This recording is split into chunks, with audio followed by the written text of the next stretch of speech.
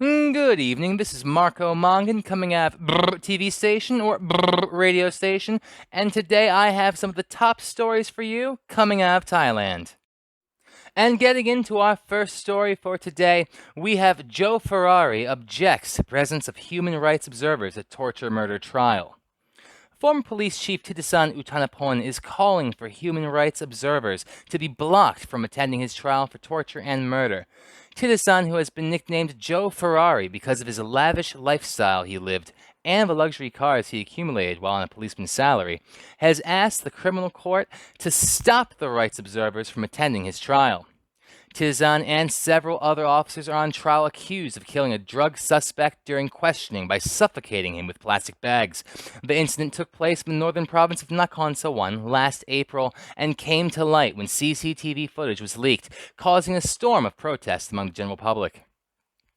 The Bangkok Post reports that Titizan made his first appearance at the weekend, with hearings expected to continue at the Central Criminal Court for corruption and misconduct cases this Saturday and Sunday.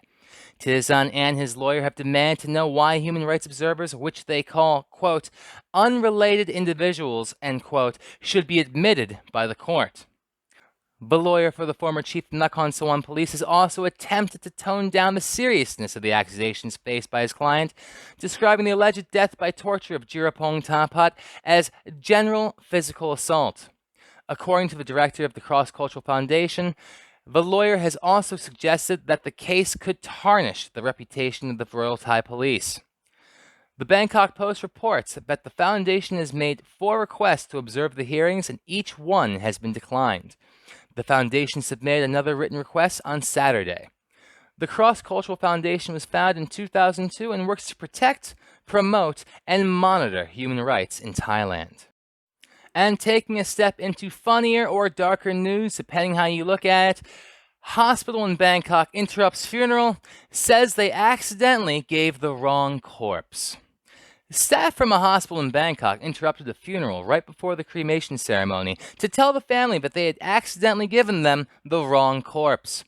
After discovering that the wrong corpse had been given away, staff from the Siriraj Hospital in Bangkok quickly went to the ceremony and told the family, quote, the corpses were switched, unquote. The husband of the 55-year-old woman who had died from cancer while infected with COVID-19 says he picked up his wife's body from Siriraj Hospital. The body was in a sealed bag and there was no name tag.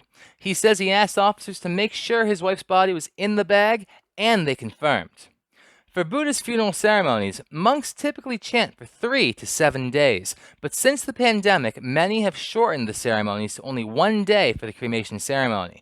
Under COVID-19 prevention measures, hospitals deliver the bodies of those who died while infected with the virus to cremation ceremonies, and families are told not to open the sealed body bag to prevent the spread of the disease. The husband told Thai media that the hospital staff realized their mistake when they couldn't find the corpse for another family. Since he lost his trust in the hospital, he asked the staff to open this bag so he could confirm that he had been given his wife's body. The hospital issued a letter apologizing for their mistake, adding that the hospital will investigate and prevent similar incidents from happening in the future. And in lighter news for today, we have a story about a monk giving residents 200 baht each after winning 18 million baht from the lottery. A monk won the top Thai government lottery prize of 18 million baht and is now giving the money away to locals, other temples, and various organizations. The monk in the northern province, Nakhon Phanom, says he doesn't usually buy lottery tickets, as monks shouldn't join any kinds of gambling, but says he recently bought a ticket to help a local seller who is struggling financially during the pandemic. The 47-year-old monk from the well-known Wat Phra That Phanom Waramahavihan says he believes that the money he won belongs to the angels and he didn't want to keep it for himself. He decided to share the money with others to spread propitious and luck. He gave many of the locals in the province around 200 baht each. Reports say more than 1,000 locals visited the temple for money from the monk. So many people have come by that provincial officers are now monitoring the crowds to prevent the spread of COVID-19. He's given away a total of 1.5 million baht to locals in the area so far. The monk also offered 4 million baht to the temple where he lives, schools, different state and private organizations in the area. He said he would give all the money to charities and temples. The monk told Thai media that angels blessed him because he has been taking care of the temple and Prat That Panom for over 10 years.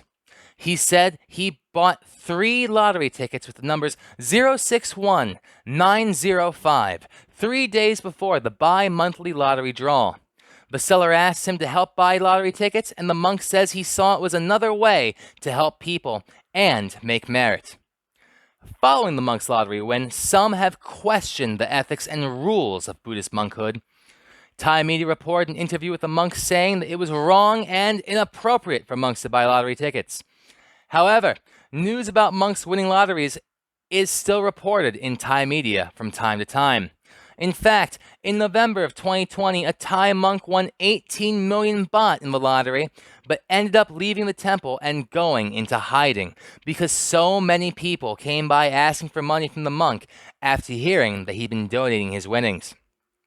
The crowds disturbed the monks and even made it hard for them to sleep. The monk then left to live at another temple, an undisclosed area. And that will cover all of our stories for today. I do hope you enjoyed this version.